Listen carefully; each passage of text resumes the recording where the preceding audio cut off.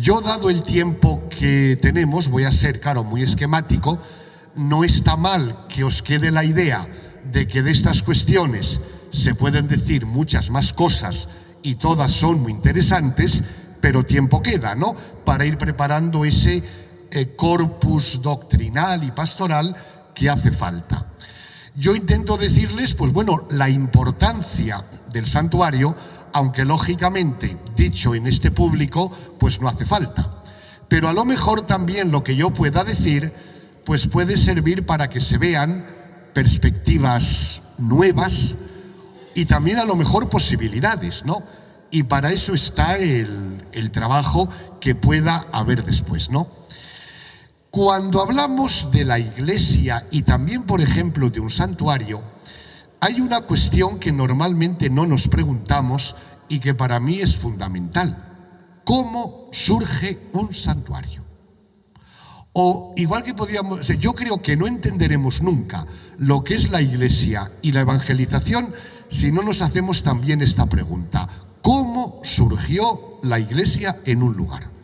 Que de hecho no había Iglesia y de repente aparece la Iglesia. Alguien ha dicho que eso es como un momento mágico en el que pasa algo. Y lógicamente surge la Iglesia porque hay alguien que viene a evangelizar. Y con un santuario yo creo que hay que hacerse la misma pregunta. Y a mí siempre me impresionó mucho desde el principio, cuando yo me acerqué al asunto este de Fátima, la cuestión de ver eso, cómo surgió el santuario. Porque claro, los que conocen algo de Fátima saben que si las apariciones tuvieron lugar en 1917, pues 2 años después, 2 de los pastorcillos murieron. Y la otra, Lucía, abandonó el lugar y quedó en un colegio y luego en un monasterio de clausura. Y quedó aquello vacío. Y es curioso, y para mí es un auténtico milagro, es la maravilla de la gracia, podríamos decir, que donde no había nada, va surgiendo el santuario. Y claro, uno se pregunta, ¿cuáles son las fuerzas y los mecanismos que hacen que eso surja ahí? Decía un patriarca de Lisboa que no fue la Iglesia la que impuso Fátima, sino que fue Fátima la que se impuso a la Iglesia. Y creo que esa frase es muy significativa porque recoge la verdad. Y además, fíjense, por esas paradojas de la vida, yo creo que lo que más contribuyó a que aquello se desarrollara fueran precisamente las oposiciones, las críticas, las persecuciones. Aquellos que decían esto es pura magia, esto es superstición, esto es involución, esto es clericalismo, esto no sé qué. Y curiosamente fue la gente, el pueblo cristiano, en que en lo que era un vacío, no había nada, de repente, paulatinamente va surgiendo. Y claro, ¿qué es lo que hace que eso vaya surgiendo? Y aquí yo querría destacarles la primera idea central que a mí me parece que es importante para valorar auténticamente lo que es un santuario. Lo que provoca ese dinamismo de congregación de gente, de superación de dificultades, de ir configurando un lugar, es precisamente la celebración de una presencia o de una visita. Es decir, hay como un acontecimiento fundador que da origen a algo y que va siendo celebrado, actualizado, se va haciendo presencia alguien. Y a mí me parece por eso que al ver lo que es un santuario, lo que es importante, porque claro, yo lógicamente conozco sobre todo el de Fátima, pero de un modo u otro se puede aplicar a todos. Yo creo que lo fundamental es descubrir y señalar cuál es el acontecimiento que se celebra y que convoca a la gente para que acuden a hacer el memorial, agradecer, pedir, prometer. Es decir, hubo alguien que se hizo presente alguien que se hizo presente, una visita, y que da origen a una historia, y que esa historia se va prolongando.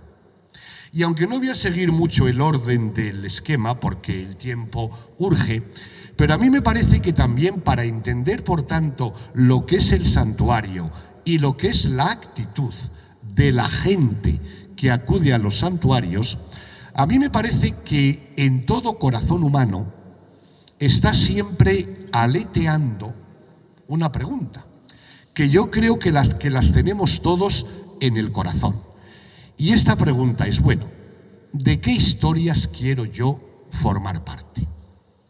¿En qué historia yo me voy a sentir protagonista, aceptado, acogido, perdonado? ¿En qué historia yo realmente voy a ser realmente yo?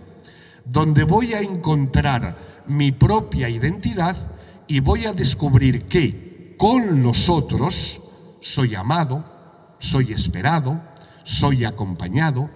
Y a mí me parece que si esa pregunta va aleteando en todo corazón humano, yo creo que esta pregunta se despliega de un modo magnífico en lo que es el santuario. Porque es que incluso, y sería bonito poder comentar algún santuario, por ejemplo, en el último punto yo creo que se puede tocar lo que es incluso la configuración arquitectónica de lo que es un santuario, viendo cómo ahí se refleja realmente una teología, ¿no? Pero lo que más me interesa es que destacar que cuando se crea un lugar o un espacio o un ámbito determinado, la gente que, aunque sea como turista, acude a un santuario, esa pregunta que decía yo antes se manifiesta de un modo más intenso y de un modo más profundo. Porque eso quiere decir que el tiempo no es homogéneo.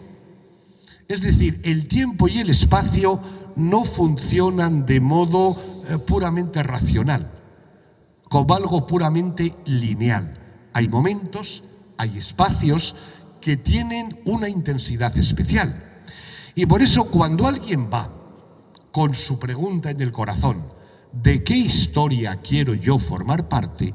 Claro, está reconociendo al llegar a un lugar determinado que el mundo cotidiano, el mundo de la producción, del trabajo, del odio, del consumo, del estudio, ese mundo que tiene su lógica, que tiene su racionalidad, que tiene sus objetivos, que tiene sus pretensiones, ese mundo y esa lógica y esa no dan respuesta a todos los enigmas. Y que en el fondo del corazón humano se despierta como un anhelo especial, que al llegar al lugar que es el santuario, se encuentra con otro mundo. Un mundo distinto, o tal vez no debería decir con otro mundo, se encuentra con un mundo otro, con un mundo distinto, como descubriendo dimensiones y perspectivas que en la vida cotidiana suelen ser apagadas, oscurecidas o marginadas.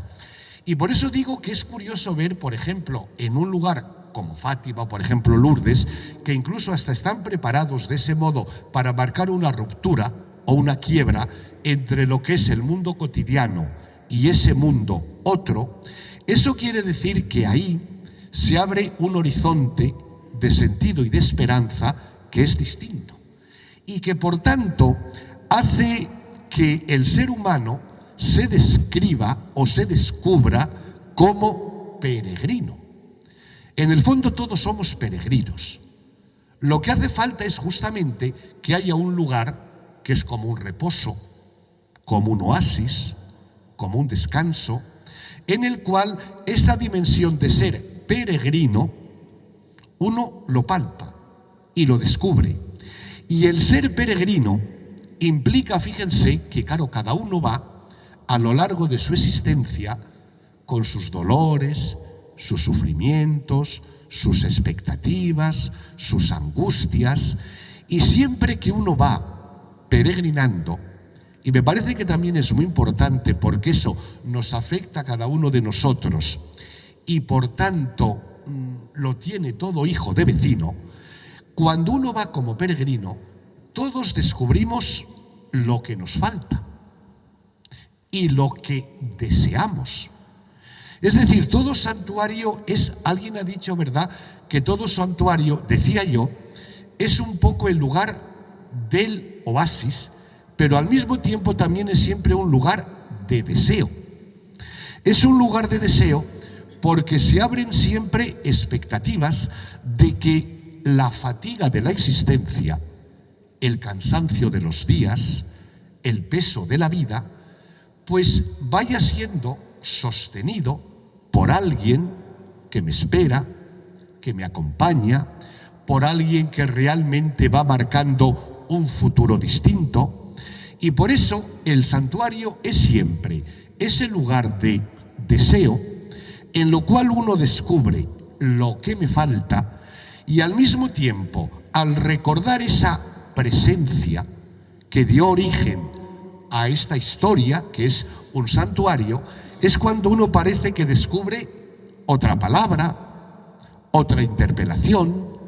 Y por eso es interesante también ver cómo el santuario, por su mera presencia, es algo así como un icono de lo invisible, centinelas de la mañana, decía Juan Pablo II, y centinelas de lo invisible, decía hablando de Fátima, porque fíjense que el icono, lo típico del icono, no es simplemente un cuadro que a mí me describe no sé qué. Lo peculiar del icono es que atrae tu mirada, pero la manda muy lejos. La manda muy lejos. Es decir, lo típico del icono es que no se concentra en lo que está ahí dibujado o pintado, sino que te manda la mirada, o sea, que casi en el icono uno descubre no solo que yo miro, sino que soy mirado, que soy contemplado, y que soy contemplado con respeto, con acogida, sin imposición. Y por eso, claro, el santuario, incluso en su presencia meramente física o arquitectónica, tendría que crear este tipo de clima y este tipo de perspectiva para descubrir esto. Y aquí, claro, por eso es normal que los santuarios lleguen tanto al corazón de la gente. Porque una de las grandes sorpresas de los tiempos recientes es que, claro, la religiosidad popular, de la cual hemos oído hablar tantas veces, pues, qué sé yo, hace igual 40 años todo el mundo pensaba, con el proceso de secularización, esto va a ir a menos. Y como encima parece que tiene toques de medio superstición y no sé qué, pues entonces esto parece que va a ir a pique. Y sin embargo, esas paradojas de la historia nos demuestran que ha sido lo contrario, que ha sido lo contrario. Y es muy llamativo cuando uno ve lo que han sido los escritos teológicos y pastorales sobre estas cosas, cómo ha habido enormes críticas contra la llamada religiosidad popular. Venían críticas, por ejemplo, desde los liturgistas, que decían, es que esas devociones están al margen de lo que lo que son los rituales. La teología así académica e intelectual decía, eso es cosa de gente poco formada que por tanto no tiene ningún futuro. Desde otro tipo de planteamientos, por ejemplo, qué sé yo, la teología de la liberación o los movimientos más comprometidos con la cuestión social, decían, es que eso es algo intimista, descomprometido, que hace olvidar los problemas de la vida cotidiana y de la sociedad. Y sin embargo, curiosamente, como digo, alguien ha hablado de la revancha de la religiosidad popular, como diciendo, otros planteamientos presuntamente más actuales han ido quedando difuminados. Y sin embargo, ¿qué hay en la religiosidad popular que hace que, a pesar de todas las críticas, a pesar de todas las reticencias, sin embargo, permanece vivo, permanece boyante y podríamos decir que cada vez aparece con más fuerza? Y aquí también hay otra idea que yo querría, hablaba antes, ¿verdad?, de lo importante que es darse cuenta de que hubo alguien, la Virgen, un santo, que en un momento determinado se hizo presente en un lugar.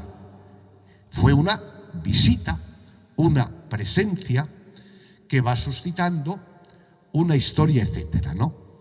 Entonces aquí es importante que nos demos cuenta de eso, de que es alguien. Porque normalmente nosotros hablamos de religiosidad popular. Y es muy ilustrativo, y tiene su aquel, que los documentos de la Iglesia no suelen hablar de religiosidad popular. Suelen hablar más bien de piedad popular. ¿Por qué lo uno y no lo otro? Y este es un aspecto también que, de cara al planteamiento pastoral, me parece que es importante que lo tengamos en cuenta, ¿no? Claro, es muy importante que el corazón humano tiene necesidades religiosas, es decir, de estar unidos con el cosmos, este tipo de espiritualidades modernas, de identificarnos con un colectivo, es celebrar, por ejemplo, los ciclos de la naturaleza, cuando hay que hacer, por ejemplo, la ofrenda de los frutos, o cuando, por ejemplo, hay que celebrar el ciclo de la fecundidad o de la fertilidad. Y todo eso está muy bien, pero eso podríamos decir es simplemente religiosidad. La piedad, como su mismo nombre indica, a veces esto igual sí que hemos oído hablar, por ejemplo, de piedad filial. Es decir, la relación de hijo que yo tengo con alguien que es padre. Entonces, lo de piedad lo que intenta es poner de relieve la relación personal con alguien. Es decir, la fe no consiste en que yo celebro que después de la primavera viene el verano, luego el otoño y el invierno. No celebro que primero el sol tiene fuerza, luego se apaga, viene la oscuridad y luego rebrota la vida al volver la primavera, que es algo que a través de los tiempos la humanidad ha celebrado. La fe, nuestra fe, es una fe histórica. Hemos proclamado el credo. Claro, ahí hay palabras que a veces igual no entendemos, pero yo suelo decir, aunque a la gente a veces le cuesta un poco entenderlo, que en el credo estamos contando una historia. El Padre, que es el Creador, que envía al Hijo, que nace, que muere, que resucita, el Espíritu que hace brotar la Iglesia, que surge una comunidad cristiana. Y fíjense que el credo nos va contando siempre una historia. Es decir, un Dios que se hace presente y que visita nuestra historia. Y por eso yo creo que eso es algo que cuando se plantea la pastoral en un santuario, esto siempre debe quedar muy claro. Y la gran tarea pastoral y evangelizadora tiene que ser que en un santuario no simplemente se celebra una religiosidad genérica, como puede ser la New Age o el budismo o el hinduismo o no sé qué, ¿no? Tiene que haber siempre referencia a alguien y a una historia. Y entonces, ya para ir acabando, a mí me gustaría destacar, porque claro, en fin, luego claro, también se podría hablar en los santuarios, y ya ha ido quedando un poco aleteando en lo que se ha dicho y en lo que yo he insinuado, en la capacidad que tienen los santuarios para crear, por ejemplo, cultura, belleza que se hace presente en el arte, y también para crear comunidad, porque igual que yo, por ejemplo, tengo la pregunta de qué historias quiero formar parte, en qué historia quiero ser protagonista, eso en un santuario lo hace uno siempre con los otros y por tanto va creando una identidad eclesial y comunitaria con un compromiso histórico, ¿no?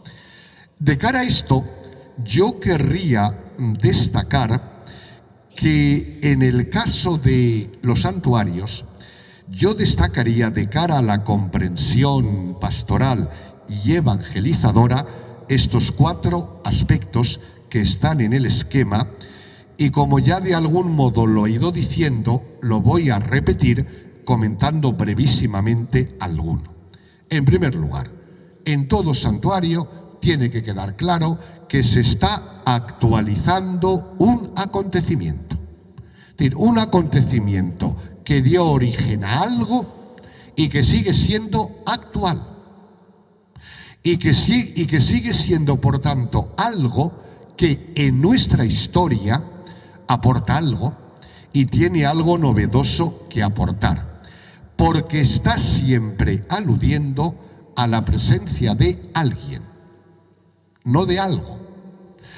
Y yo creo que es importante para los santuarios también decir, a mí, por ejemplo, me da bastante miedo cuando en nuestros ámbitos pastorales o teológicos se habla, por ejemplo, de lo sagrado, lo misterioso.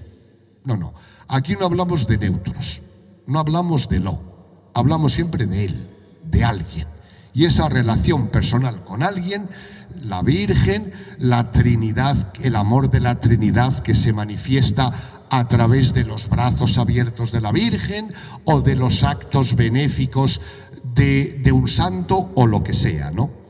Y luego yo también, esto llevaría más tiempo, pero al menos lo aludo, porque me parece que es fundamental para nuestra experiencia cristiana que siempre tiene que quedar clara la dimensión trinitaria y pascual.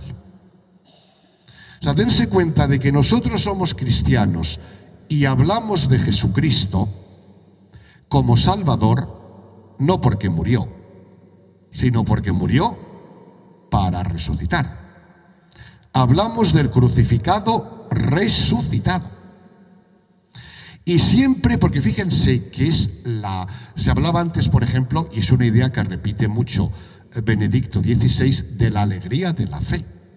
Pero él en su primera encíclica hablaba de que la fe es en el fondo alegría en Dios. O sea, no solamente la alegría de la fe, como si la fe tuviera como consecuencia la alegría. No, es que la fe es alegría en Dios. Es decir, que a mí me pone contento el hecho de que Dios sea así. Y de que Dios se ha manifestado eso en el Inmaculado Corazón de María, en el corazón de Jesús. Siempre lo que hay detrás es que Dios ama de un modo que a mí eso me pone contento. Y eso, donde el cristiano realmente lo descubre, es en el resucitado. Fíjense qué frase tan simple por un lado y tan profunda por otra, cuando decía, por ejemplo, San Agustín: el día de los cristianos no es el viernes, es el domingo, porque nosotros no recordamos a un muerto, recordamos a alguien que vive, y por eso celebramos el domingo, que es el día de la Pascua, el día de la resurrección.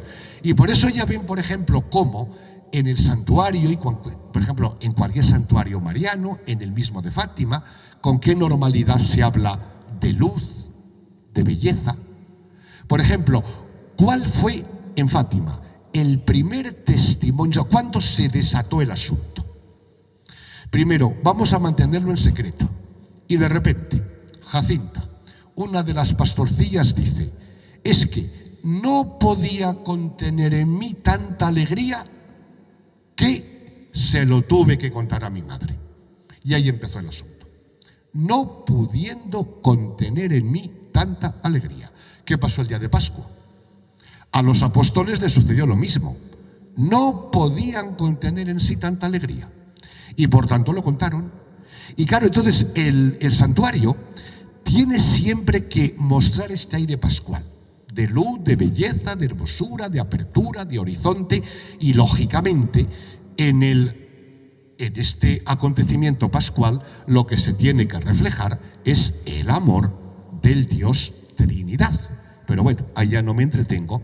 Simplemente ya la última idea, el punto cuarto de este apartado tercero, que esto lógicamente tiene que llevar a una apertura a las necesidades del mundo cotidiano. Es decir, que si uno se siente protagonista de una historia en su peregrinación, encuentra ahí un oasis, una acogida, el perdón que necesita. Por eso es lógico que en los santuarios sean lugares de confesión y de reconciliación, porque el peso de la vida, de la culpa, ahí encuentra una comprensión y el perdón. Es decir, yo reconozco la bondad que viene de Dios. Pero bueno, esto, como es el paso en una historia en la cual yo soy protagonista, tiene que abrir siempre al protagonismo posterior. Las necesidades de los pobres, del compromiso social, de la vida familiar. Entonces, claro, son perspectivas que por lo menos en un santuario creo que muchos pasos se van dando en esta dirección, ¿no? Pero a la vez nos damos cuenta también del enorme potencial que esto tiene. Y sobre todo nos podemos dar cuenta de que la presencia de un santuario pues tiene algo que ver con lo más profundo del misterio cristiano y con lo más profundo del ser